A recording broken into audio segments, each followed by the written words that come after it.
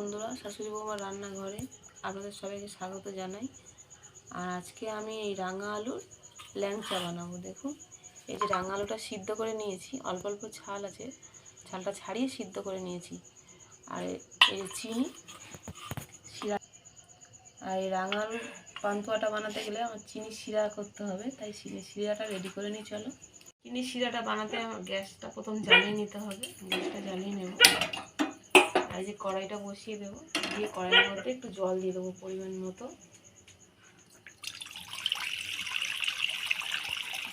এই এতটাই জল দেবো। এই জলের মধ্যে এখানে 150 গ্রাম চিনি আছে, এটা দিয়ে দেবো।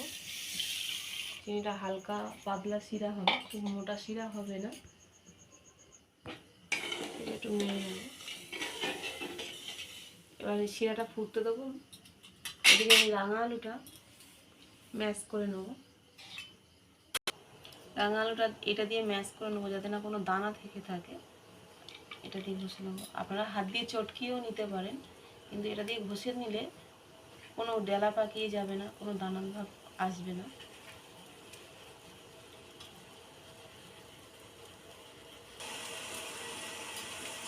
এই যে পুরোটা ম্যাশ করা হয়ে গেছে। এদিকে চিনির শিরাটা ফুটে গেছে, দুটো এলাচ মানে থেতো করে নিয়েছি, এটা দিয়ে দেবো। দিয়ে শিরাটা একটু নিয়ে দেবো। চিনির শিরাটা রেডি হয়ে গেছে, এটা নামিয়ে নেবো, গ্যাসটা অফ করে দেবো। এবার এটাকে মাখিয়ে নেব। দিয়ে দেবো অল্প একটু খাওয়ার সোডা, পরিমাণ মতো লবণ। এবার কিছু উপকরণ দিয়ে দেবো। এই যে যেমন দেবো সুজি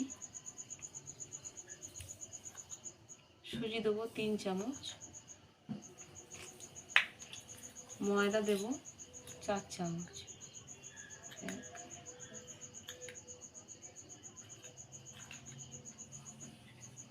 আর এই যে দুধ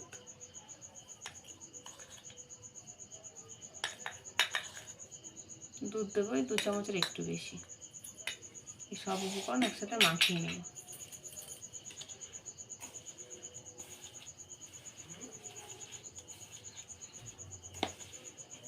ভালো করে মাখিয়ে নিতে হবে,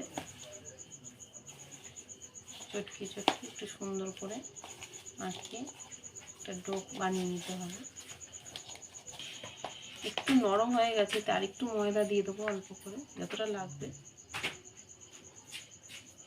দিয়ে আরেকটু মাখিয়ে নেব।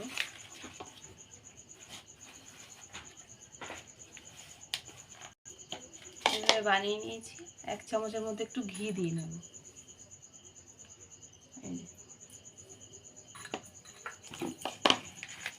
ঘিটা দিয়েও ভালো করে একসাথে মাখিয়ে নেব।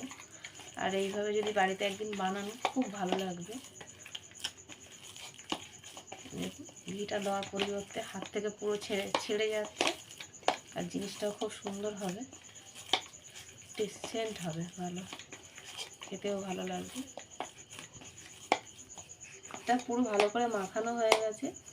এবারে একটু একটু করে কেটে শেপ দিয়ে নেব চমচমে।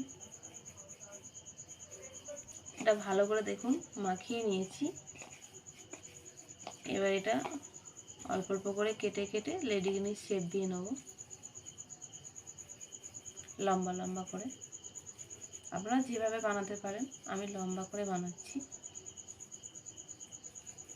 এই দেখুন এইভাবে শেপ দিয়ে নিয়েছি।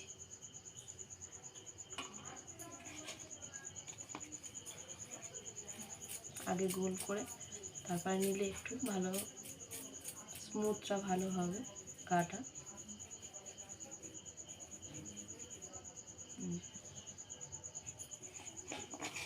যেগুলো সব বানানো হয়ে গেছে, এদিকে কড়াইতে তেল বসিয়ে দিয়েছি। তেলটা গরমও হয়ে গেছে, আস্তে আস্তে করে তেলে ছেড়ে দেবো একটা একটা করে।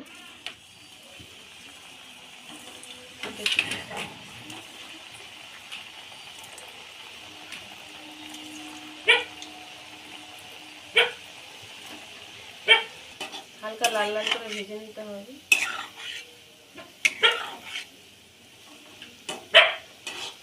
লাল লাল করে একদম ভেজে নিতে হবে। এবার এগুলো তুলে তুলে এই শিরার মধ্যে দিয়ে দেবো। চিনির শিরাটা বানানো ছিল, চিনির শিরাটা তুলে তুলে দিয়ে দেবো। গরম গরম দিলে কি হবে, চিনি শিরাটা ভালোভাবে এর ভিতরে ঢুকে যাবে।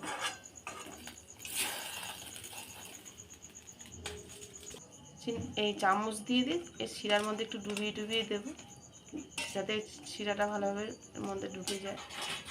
এই যে বাদ বাকি যেগুলো আছে এগুলো আবার ভেজে নেব। সব মিষ্টিগুলো ভাজা হয়ে গেছে, সবগুলো তুলে নেব। দেখুন কত সুন্দর ফুলে হচ্ছে, কত সুন্দর দেখতেও হয়েছে। আর এগুলো সব একসাথে এই যে চিনি শিরায় চুবিয়ে দেবো, দিয়ে এটা 10 মিনিট ভিজিয়ে রাখবো, তাহলে এর ভিতরে রসটা ভালোভাবে ঢুকে যাবে। এবার দেখুন এটা কেটে দেখাবো 10 মিনিট 20 মিনিট পরে। দেখুন কত সুন্দর, কত নরম, কত সুন্দর দেখতেও হয়েছে। দেখুন এই দেখুন,